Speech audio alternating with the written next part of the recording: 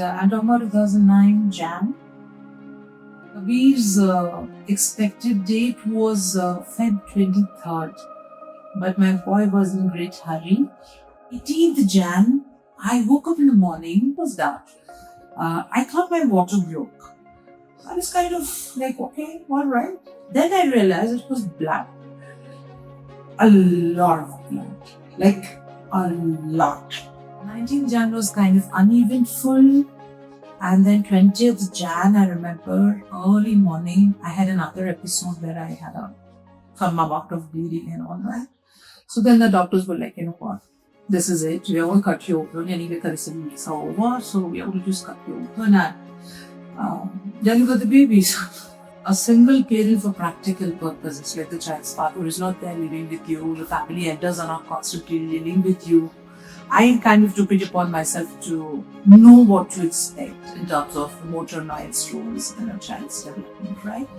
So the books would be like, okay, by so and so month, the child is supposed to hold their head, by so and so month, they're supposed to try and pull themselves up and crawl and then birds, all of those things, right? And by 12, 13 months, Kabir was making good progress. He would look at the neighbor right next to me, was this officer's wife, and he would refer to the child and then refer to her as the child's mother. So those associations and verbalization of those things that started coming. He would look at a dog and say, doggy, tata. Look at a crow and say, kaka. All of those things that started coming. And he was a happy child.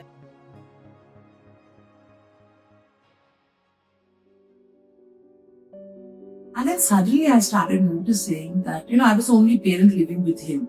So I would go to work in the morning and then I'd come home and he would be sitting in a corner. I had a full-time nanny and his grandparents would come on and off. So he would be sitting in a corner with his, maybe a tower of blocks or something, or just spinning something, and he wouldn't even notice that his mother has come or gone or there or not there. You call him, there is no responding to name calls. The words started dropping out, and there was a point where he was just completely into himself, and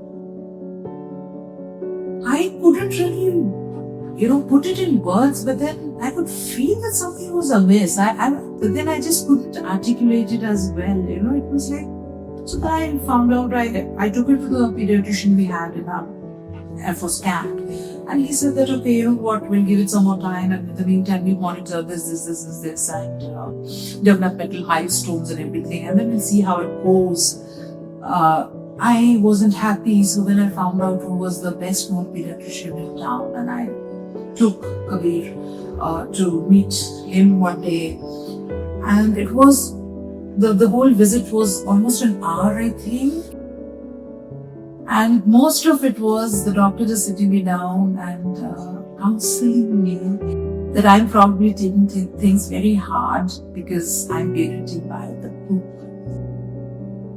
It didn't make sense. I was not convinced, to say the least. So I remember I would tell my mom that, no, the doctor said this, but you know what? I'm not convinced with this. Something is not right. I had that feeling I just wouldn't let go.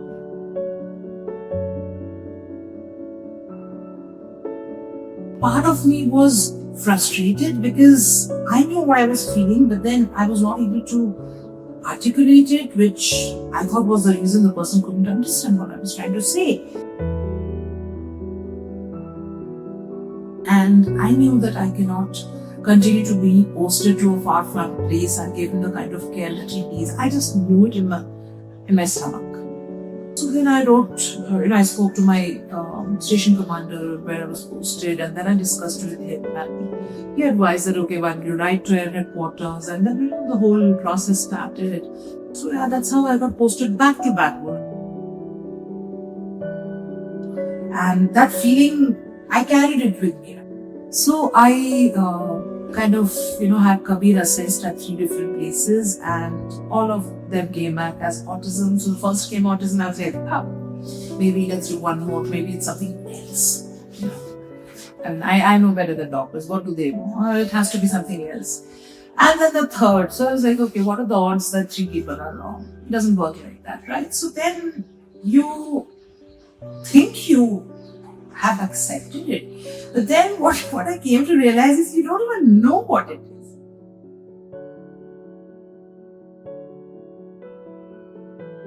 That's when I remember the first time I picked up a book where Kabir used to go for therapies. And they had a great library which was open to parents. So I got a book photocopied for myself and I would read a lot. And this was in like the first week of his diagnosis and he started going for therapy someplace. And I remember the more I read about it, the more miserable I felt. Instead of answering questions, I just kept spiraling, It was like a black hole and I just went down and down and down and down. And I remember there was this time, probably another week or 10 days from then, who knows now, that I couldn't sleep. I just couldn't sleep. I would watch Kabir sleep next to his dad and I would just watch him in absolute fear that what is this? What is going to happen now? Where are we going from here? What does this even mean for him, for us? So I was still trying to make sense of it. And that was, I think, the most difficult part of the journey. So I think having access to those books really helped. And one of them was written by a mom who later became a very renowned professional in the US. And as I read her journey, I was like, well, somebody's done it before me. I don't need to reinvent the wheel. I just need to gather my wits together and do something about it. That realization was, I think, the turning point in the whole journey. Because then you realize that you don't have the luxury of sitting and sulking in a corner and withdrawing yourself from it. I mean, it's either that or it's making yourself more participative and in your child's journey. So I retired from Air Force in 2012 and I became a full-time stay-at-home mother, therapist, chauffeur, cook, and everything else. And there was a lot of uncertainty, primarily about the financial aspect, because I've been financially independent from a very young age. So having to rely on somebody financially was brutal. I still remember his first trip to Goa when he was 10 months old. And my God, he took to water like a fish, literally. No fear, no nothing. So it was constantly, like I said, children are supposed to do this. Why is my child not doing this? Children are supposed to sleep through the night and then it's 1:30 or latest 2 and this boy will wake up howling and thrashing in the bed and nothing would help. Nothing. I mean, initially I would try to go hug him, cuddle him because that's what I know. That's what I have been told. That's what I've been taught. A good mom, when your child is suffering, you go pick up your child and try to comfort them physically. Bloody hell, I got kicked merrily because I have no idea what's going on with him and he doesn't want the physical proximity or he doesn't want to be physically handled. And I'm going and forcibly doing that to him. So I got injured a couple of times and then I'm like, I don't want to get kicked again in my face. So I just want to stand away. Let this pass. It's hard. It's very, very difficult. You're tired physically, emotionally, financially. Things are, you have now no end in sight. It's scary. I ended up, I feel so horrible talking about this. That was the only time I actually raised my hand. And I still haven't forgiven me for that day. Yeah, again, not to justify, I wish I had better coping mechanisms. I wish I had a wee bit of support. I didn't, and I took that out of the poor child. So after Kabir started, his therapies and all, somebody told me about ABA-based intervention, applied behavior analysis. It was very new in India back then. We're talking about 2012. So I was like, okay, sounds good. I enrolled in for the program at one of the centers. And I started seeing a lot of changes in him. He started making progress, small, steady progress. I actually started understanding him when I stopped trying to understand him. There was a lot of grieving, a lot of mourning, things that could have been, things that never were, things that never will probably, right? So Kabir is non-verbal. His vocals came and went, never really established. So we were working on his foreign motor imitations, trying to get some vocals to come. And I was like, say, ma. You're trying to let the child emit a ma sound, right? So you purse your lips and go, ma. And he goes, and he immediately looked at me. And I was like, hey, buddy, great try. You know what? We are going to do something else now. And I ended it, but I howled that day. And I was like, look at this boy, poor kid. He is doing his best and he's looking at me because he wants to know if that was enough.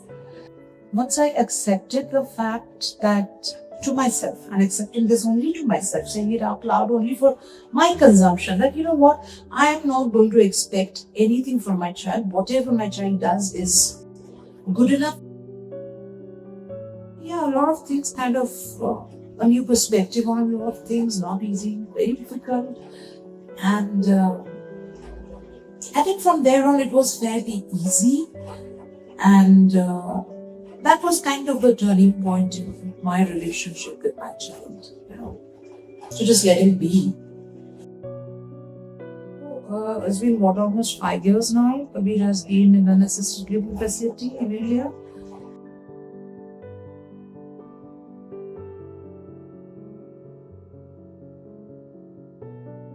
It wasn't a very willing choice, but then it was the best choice for him given the circumstances.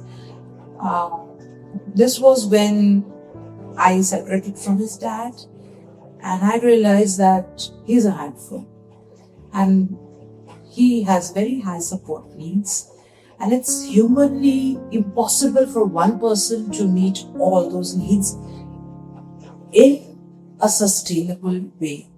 My primary concern was how do we ensure that he gets the best care that is permissible while being away from home. And also even at home, it doesn't necessarily mean you're getting the best care that you need or you deserve. Even now when he comes back home, I'm so tempted to not send him back every time. And I just remind myself this. And today I know that if something were to happen to me today, I wouldn't have to worry on my deathbed that, oh my God, what is going to happen to my child? When I decided that I can't just sit at home and be a full-time mom, I started studying. That was the first time I stepped into the field as a professional, right? Autism as a professional, not just as a mom. And from there, so then I started out with early intervention, which means working with smaller children, younger children.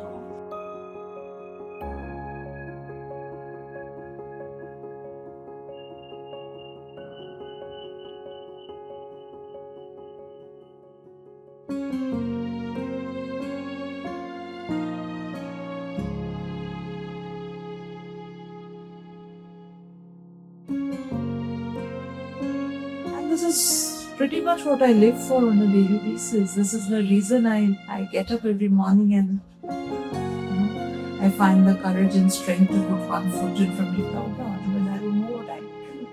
Even though this doesn't directly help my child, it does work with children like